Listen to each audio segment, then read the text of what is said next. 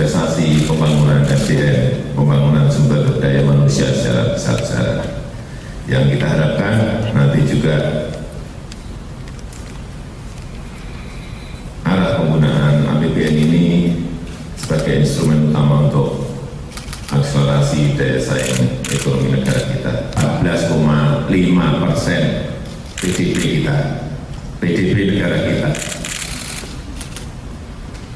Sehingga yang paling penting adalah menciptakan ekosistem yang baik agar sektor swasta ini bisa tumbuh dan berkembang. Iya, pemirsa masih bersama kami dan masih membahas terkait rendahnya kontribusi APBN ke sektor ekonomi. Kalau tadi Pak Sarman juga sempat menyebutkan ada beberapa sektor-sektor yang kurang begitu penyerapannya. Kalau dari sektor ekspor sendiri seperti apa, Pak? Ekspor impor memang begitu. Kalau kita lihat ya dalam pertumbuhan ekonomi kita triwulan kedua ini kan juga tidak tercapai juga ya. Bahkan ekspor impor kita kan sangat-sangat defisit sekali. Ya, jadi memang ini suatu tantangan bagi kita.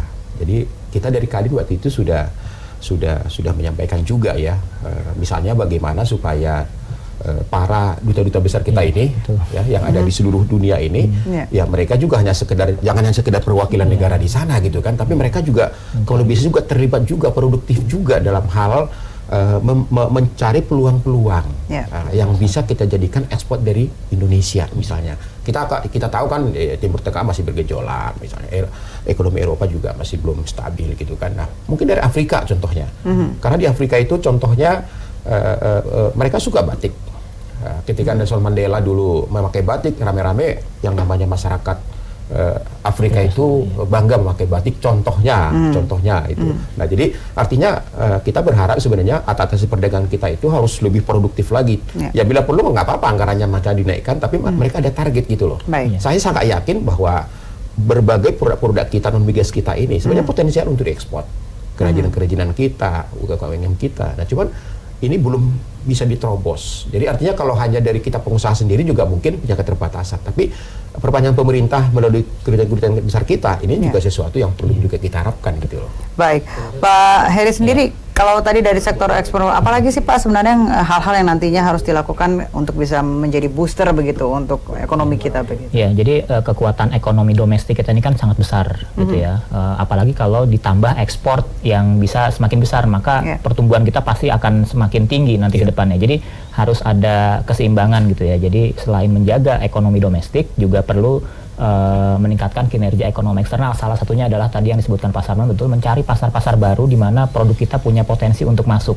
Nah, itu dengan fasilitasi pemerintah seharusnya bisa dilakukan perluasan pasar gitu ya. Apalagi kalau contohnya pasar Afrika itu mereka adalah negara berkembang yang memang membutuhkan banyak produk yang sebenarnya kita punya gitu ya. Tekstil, pangan, ya, obat-obatan itu kita bisa bikin semua. Nah, harusnya itu kita dorong untuk ekspor ke sana. Nah, tentunya dengan bantuan pemerintah untuk memberikan fasilitasi perdagangan. Nah, kemudian di sisi domestiknya adalah perlu menjaga daya beli konsumsi, mengingat ini merupakan kontributor terbesar di dalam pertumbuhan ekonomi kita. Kemudian terkait dengan APBN memang kontribusi terhadap PDB ini sekitar 8,7%, tapi bukan tidak mungkin kalau peranan APBN ini tidak bisa memberikan peran yang optimal buat pertumbuhan. Artinya dia harus punya fungsi stimulus yang memberikan multiplier effect. Nah, caranya ya bisa berbagai macam. Contohnya dengan melakukan belanja barang yang memang itu dikhususkan untuk membeli produk-produk industri lokal gitu ya. Kita punya anggaran pendidikan 20%. Kemudian belanja barang ratusan triliun. Nah, bagaimana kalau barang-barang yang diadakan pemerintah atau government procurement itu harus lebih diutamakan untuk yang bersumber dari industri lokal. Nah, ini kan akan memberikan peluang yang besar buat industri dalam negeri kita untuk mensupport produk-produk industrinya ke pengadaan barang pemerintah. Jadi itu hal-hal simple seperti pengadaan furniture di perkantoran. Nah, itu kan bisa didorong dari industri lokal. Kemudian elektronik dan seterusnya itu bisa sebenarnya dengan government procurement. Baik, terakhir Pak Sarman, ini menutup bahwa untuk hal-hal yang dilakukan nantinya untuk meningkatkan kontribusi di sektor-sektor yang tadi disebutkan begitu Pak. Ya, kalau menurut saya sih ya, kalau kita bicara APBN 2020 sesuai dengan visi Pak Presiden, SDM, ya memang itu sesuatu tantangan yang harus kita selesaikan, karena hampir 80% tenaga kerja kita adalah pendidikan dasar dan menengah. Itu tantangan kita. Di depan mata kita, persaingan kita di era teknologi ini itu udah semakin kompetitif. Dan nanti akan banyak tenaga-tenaga manusia itu lagi tidak akan dipakai lagi karena sudah diambil alih oleh mesin.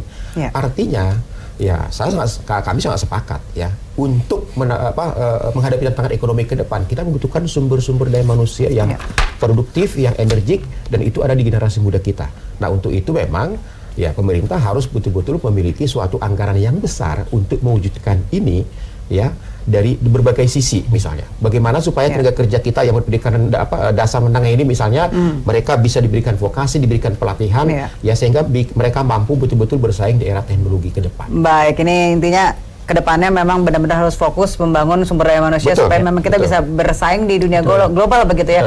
Terima kasih Pak Heri atas waktunya bergabung bersama kami. Terima kasih Pak Sarman atas waktunya bergabung bersama kami. Dan pemirsa, semoga apa yang kami perbincangkan bisa menjadi satu solusi buat Anda. Saya Ruth Maria Tiara, sampai jumpa.